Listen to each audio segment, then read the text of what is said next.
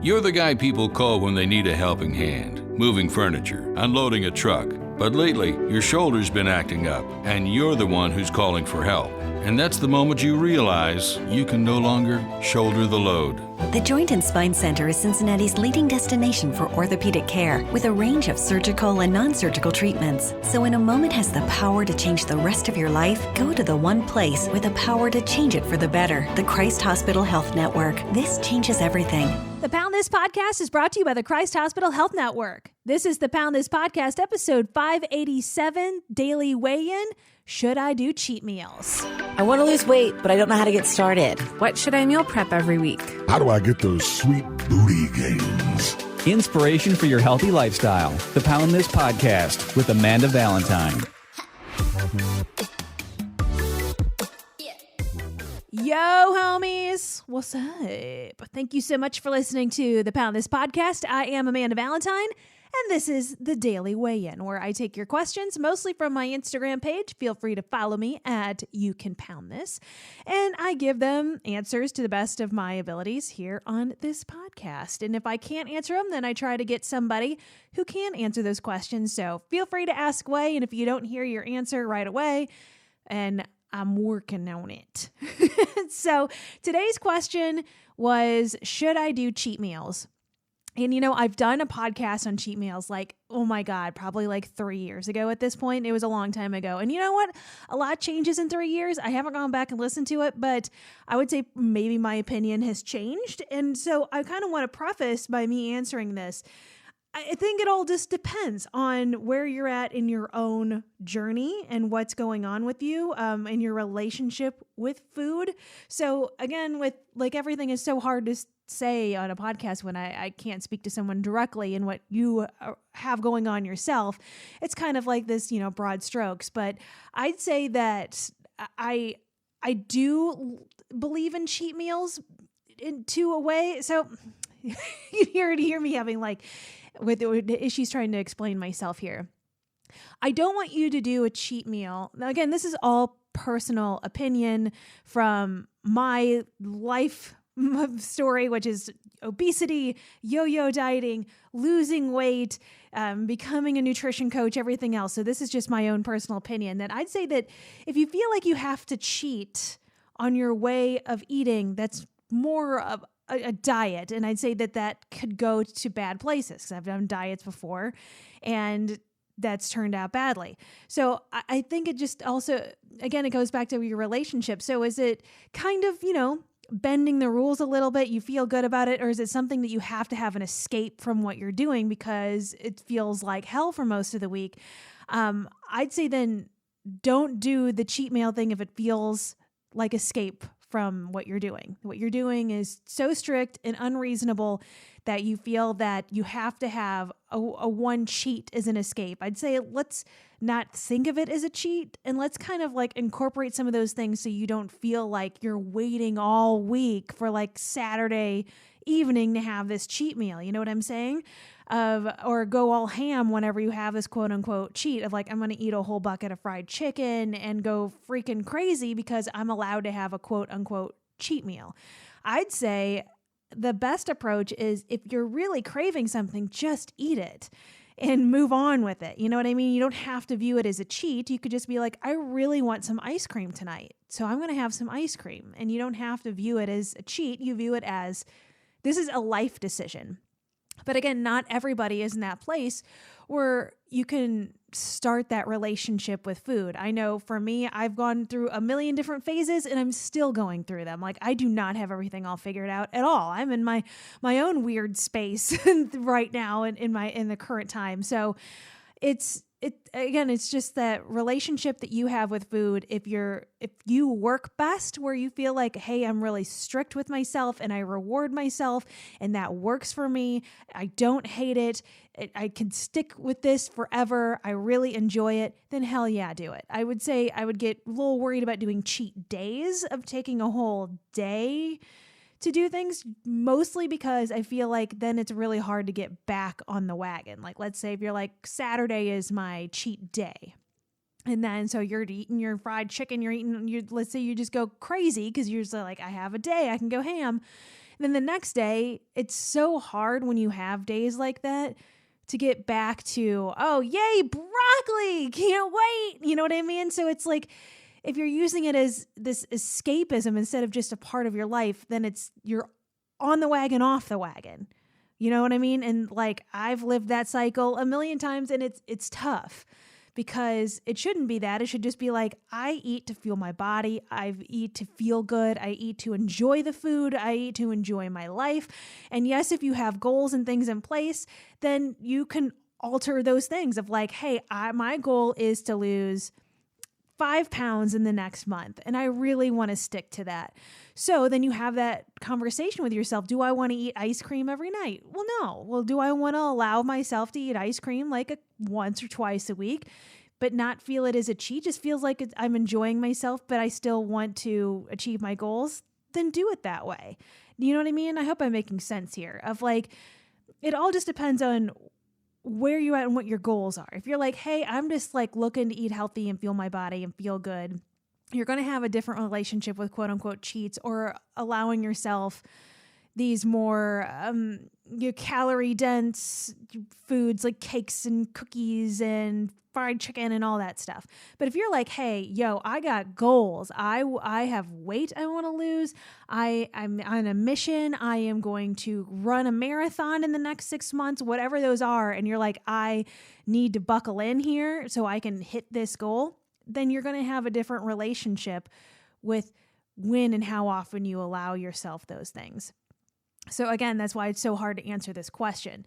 So I am a big believer of, again, just incorporate it as part of your lifestyle, because I've been so strict on myself before that I didn't allow myself any quote unquote cheat for like 6 months. And that was the beginning of 2017. I'm like, I am hammering down. I need to like really, tighten the belt here. I need to snap into this like regimen thing. I want to sculpt my body. And I did not I was very strict on calories, very strict. I would not even allow myself one extra piece of Melba toast for 6 months, or almost 6 months. It was up until I did the 3-way with extra cheese with the Flying Pig Marathon. And then after that, I had beers and pizza. And I would say that through that period of time, it felt good for me to be that strict. I didn't feel super restricted at the time. It sucked because I would go out with friends and stuff and I wouldn't drink, and I was really restrictive. But at that time, I like had a goal in place. I'm like, I'm going to go run these 4 runs. I got a goal here, right? Tighten it up. And then after that, it's a little looser, right? Like I get invited out on the weekend. I want to have some beers, have some pizza. That's fine. You know what I mean? It's just like, it's all this balance depending on where you're at and what your goals are. And so I kind of feel like I'm not really answering this question. So yeah, there's been times where I was also just allowing myself, again, like a scheduled cheat. And this is around the time I think that I recorded the podcast early in 2018 because I was working with Zeb, and I think it's a podcast with Zeb because for a couple months there, Zeb was doing like my nutrition plan for me. And so with what I was doing with him, trying that out, which is kind of like a bodybuilder sort of plan that he had, was you can have one cheat or refeed meal a week. Because again, this is pretty strict. It's like bodybuilding, right? And I had a hard time with that because I didn't allow myself any of those, the ice cream during the week or just like the little, relaxed sort of life things. It was very strict to the T. And then I would have this cheat meal on like a Saturday, and then I would flip out because I would gain like 3 or 4 pounds from it, and it wouldn't go away for days. Like it basically kind of hung on there. And I know, I'm smart enough to know it's not actual fat gain. It's, my body fluctuations and all that stuff. But when you're looking at the scale and you see that extra weight, it would make me freaking nuts. And like sometimes my cheat meal would be like, one time I got a charcoal bagel with hummus and all these veggies on it. And I'm like, I had that and I had like a smoothie bowl or something. And I gained like 3 pounds that wouldn't hang on for a week, and it just made me freaking bonkers, where I felt like, and again, this is me and my own journey of like, I would rather be a little bit more relaxed through the week on my own time than like a scheduled time to be like, okay, this is my meal. Do whatever the hell you want, girl. And then beat myself up after it, where I'm like, oh my God, I wish I wouldn't have done that at all. And I mean, it would just like, it becomes psychological where I was in that place at that time. So that personally did not work for me at that time, but I'm not saying don't do that. I'm saying feel it out and feel what works for you. I think that, again, I'm such a big believer of a lifestyle, not a diet. And so I will never be that person that says, don't ever eat a hot dog again. Don't eat. I mean, I think that you should generally avoid processed foods and not eating foods that you don't know what the hell the ingredients are, is my stance. But it's like, are you never going to not eat those again? Like, that's unrealistic. It is unrealistic to think that you're never going to have a hot dog, or you're ever going to have, I don't know, Cheez-Its or something like that ever again, or ice cream or cake, or enjoy yourself. Like, think of the life that you want to live and how you view eating healthy, and start to live that way. And if you can't right now, you're not that place in your journey, do what you got to do to get to that point.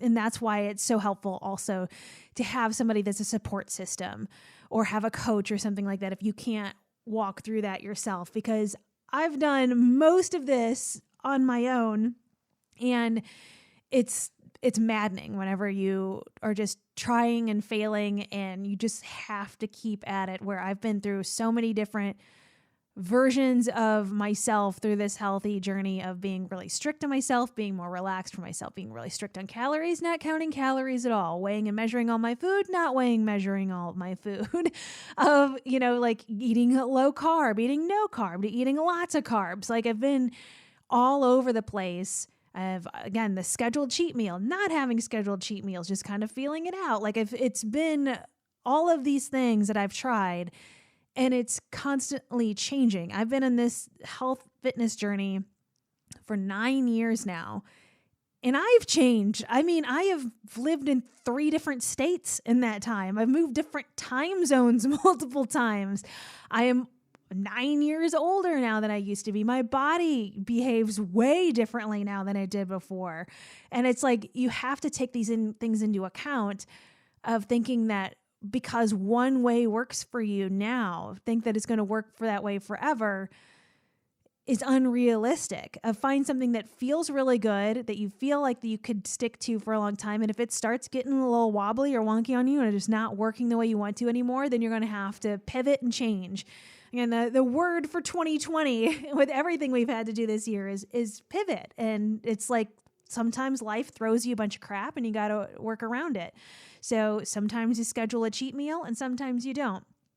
But I guess to kind of wrap this all up, I would say, yes, indulge in some foods.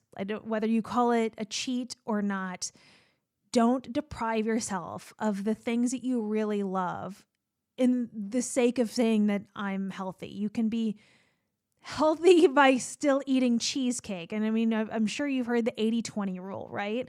So it's just try to stay disciplined and consistent most of the time, but that doesn't mean all of the time. Otherwise, you are on a strict diet, and it's going to lead to that restriction, then go nuts, right? And then you're going to go through that balance, and that's just going to, I mean, I'm sure that you've probably had some part of that in your life. That's been such a huge part of my life, of restrict, get results, feel freaking awesome.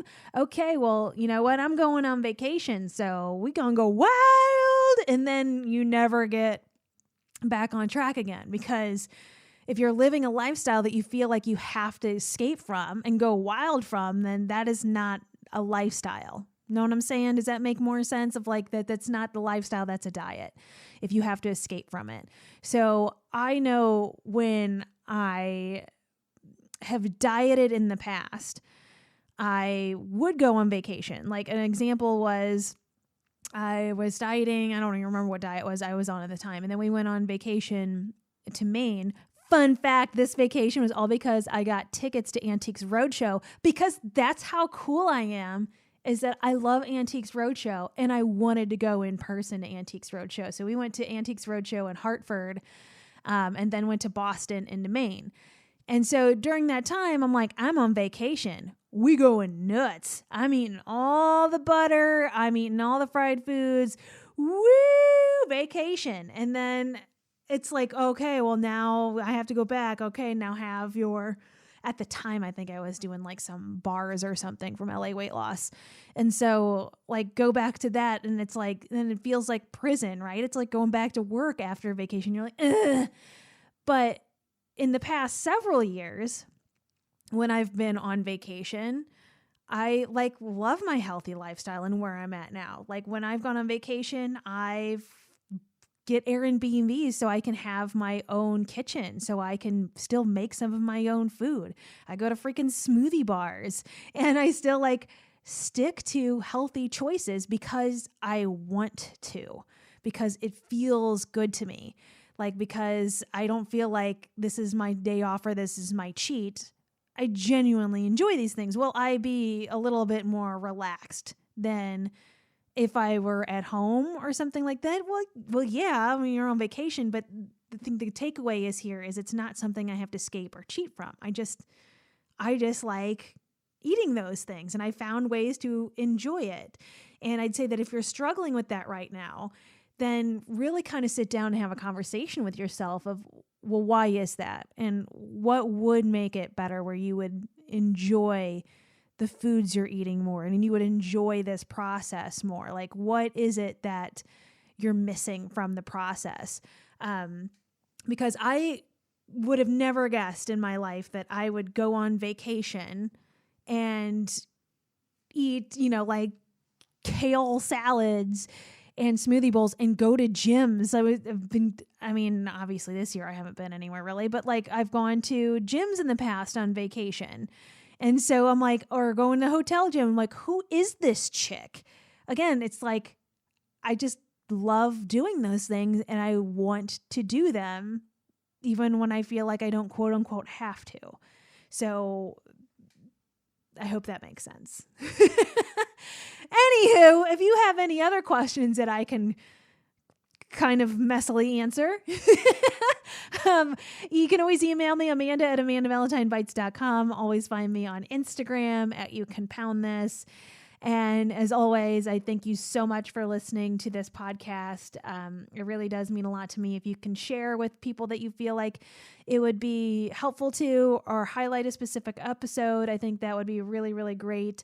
And of course, you can find all my crap on my website if you want to support me and help me keep my lights on. I have my meal prep cookbook, which is an e-cookbook with 16 recipes for breakfast, for lunch, for dinners, for snacks, all with full-length videos showing you how I make the foods. And I also have my Bite This Bagel seasoning with Frying Pig Seasoning Company, and also the coffee that I have with Coffee Emporium, because that is my crack and it is my pre-workout, because it's just one ingredient, coffee beans. So back to the whole, I like to stick to things with less ingredients things. So, and you can find that at AmandaValentineBites.com. So I thank you for your support. I thank you for listening, and I will talk to you later. For info on health coaching and more, go to AmandaValentineBites.com.